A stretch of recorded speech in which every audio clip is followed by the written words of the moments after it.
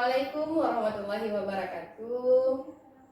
Salam hormat saya kepada Bapak Fasilitator saya, Bapak Rian Fernandes, dan salam hormat saya juga kepada pendamping saya, pengajar praktik saya, Bu Irwani. Perkenalkan dulu, di sini nama saya Mutia Funa. Saya CGP Angkatan 8 dari Kabupaten Aceh Utara, tepatnya di SMK Negeri 1 Lapang. Dan perkenalkan juga rekan sejawat saya pada hari ini. Nama saya Siti Rahma, saya guru bidang studi bahasa Indonesia di SMK Negeri 1 Lapang. Baik, terima kasih banyak Bu. Jadi di sini kami akan melakukan percakapan supervisi akademis yang akan saya lakukan bersama rekan sejawat saya. Baik Bu Siti, di sini untuk supervisi akademik ada 3 tahapan yang akan kita lalui Bu ya. Yang pertama itu yang akan kita lakukan sekarang pra-observasi. Kemudian nanti di kelas saya juga akan melakukan observasi terhadap Ibu.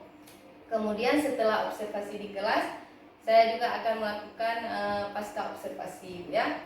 Jadi di sini tujuan dari pra-observasi ini terlebih dahulu saya ingin sama-sama dengan Ibu untuk menggali potensi yang ada pada diri Ibu.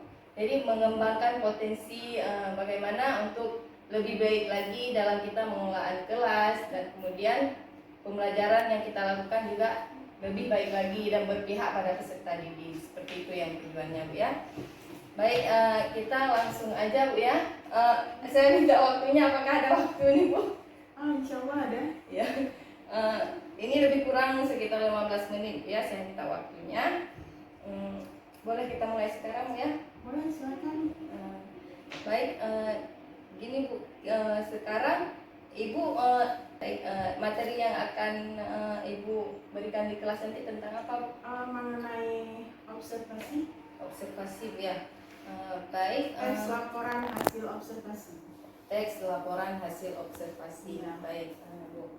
Jadi kira-kira harapan Ibu seperti apa nih terhadap peserta didik dulu? Harapan Ibu dulu tentang materi yang akan Ibu sampaikan nanti. Terhadap peserta didik. Iya, bagaimana?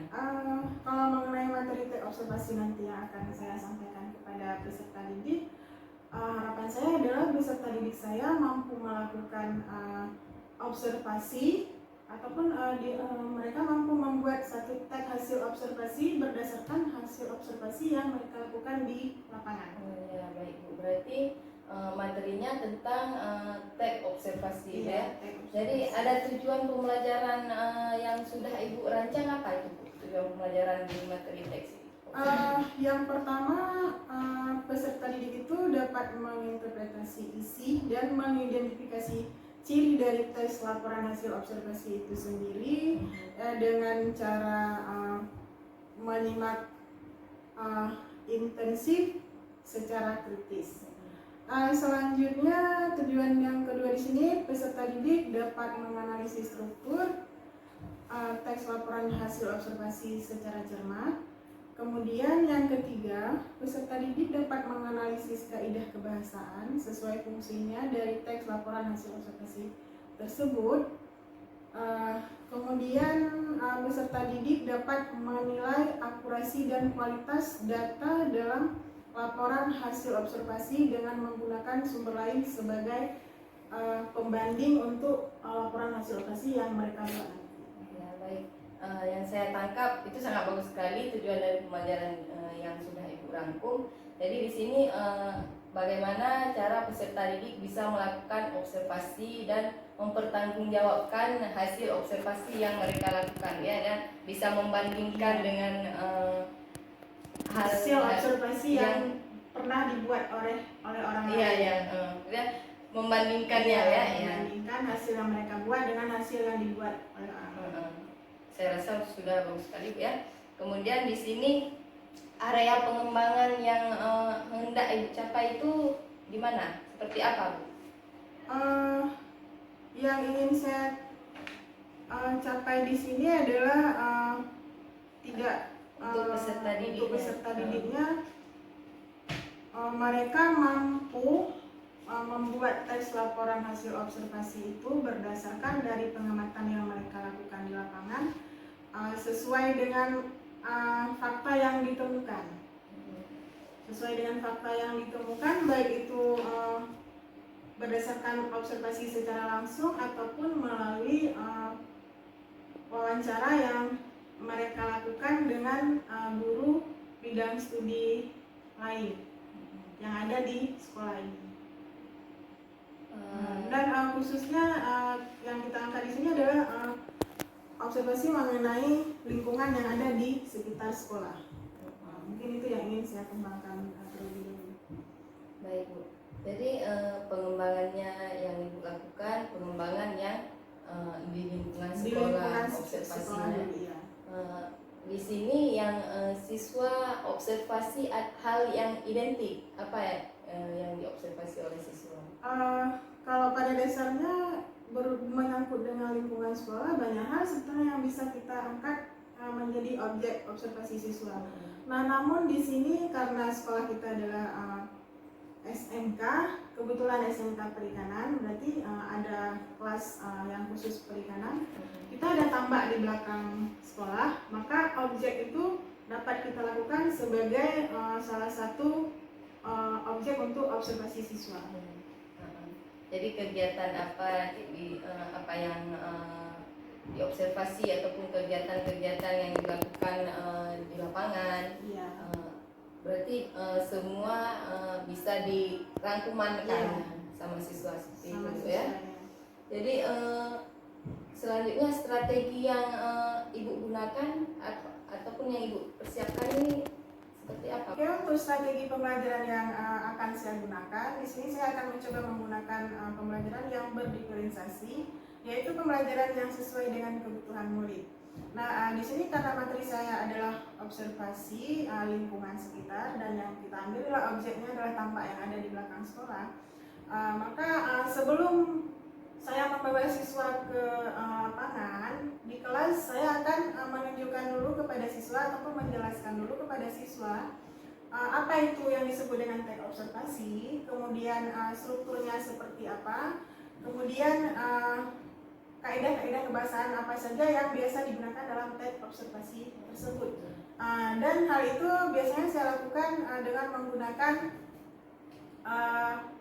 PowerPoint. Menggunakan PowerPoint, saya kasih teksnya kepada siswa, kemudian saya jelaskan, kemudian juga saya kasih contoh-contohnya mengenai teks observasi, kemudian bagaimana cara kita melakukan teks observasi tersebut, dan bagaimana cara kita membuat suatu kalimat itu menjadi runtun sehingga dia menjadi sebuah teks yang utuh. Baru selanjutnya saya akan membawa siswa ke lapangan untuk melakukan observasi secara langsung. Baik, saya rasa itu sudah sangat bagus yang Ibu lakukan ya. Jadi di kelas selain hal tersebut yang Ibu lakukan, ada nggak pedoman lain ataupun lembar kerja lain yang bisa siswa untuk berpedoman di situ? Ada. Kita juga ada lembar kerjanya kepada siswa. Ada beberapa lembar kerja yang kita siapkan untuk teks hasil observasi tersebut yang akan dikerjakan oleh siswa nantinya. Ada yang lembar kerja yang kita siapkan adalah di situ berupa teks, kemudian kita meminta siswa untuk menganalisis teks tersebut mengenai ciri dan unsur kebahasaannya. Kemudian ada LK yang kita tampilkan gambar-gambar mengenai objek, kemudian kita akan biar lebih jelas mengenai objek yang akan mereka observasi dengan membuat kalimat-kalimat deskripsi mengenai objek tersebut.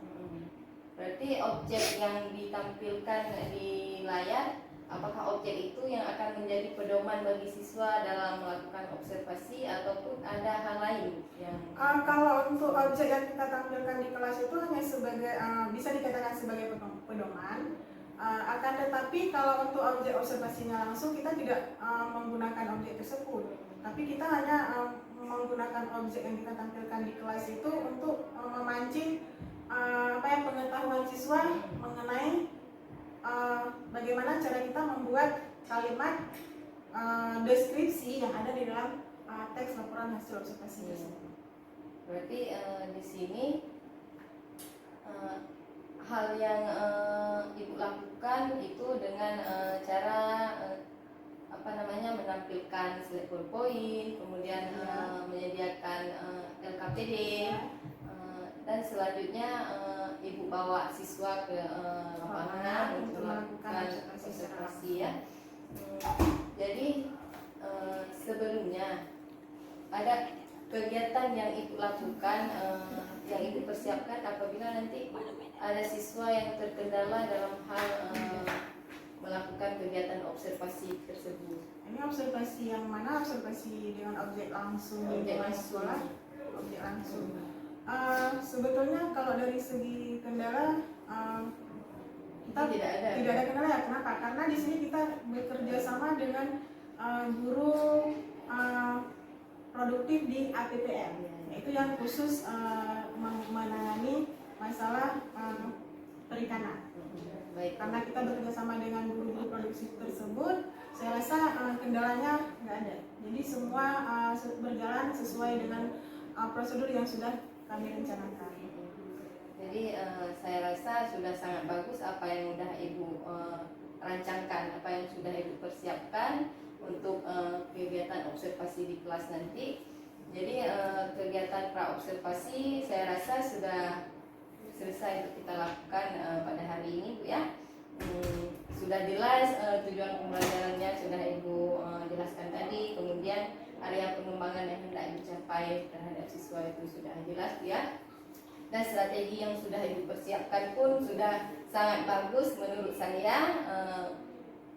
Mudah-mudahan nanti penerapannya di kelas berjalan dengan lancar dan juga tidak ada terkendala apapun ya. Itu aja dari saya, mungkin nggak ada catatan lain. Sekian aja, terima kasih banyak Bu atas waktunya. Terima kasih Bu Mutia atas waktunya juga sudah mau melakukan diskusi bersama dengan saya. Baik, terima kasih banyak.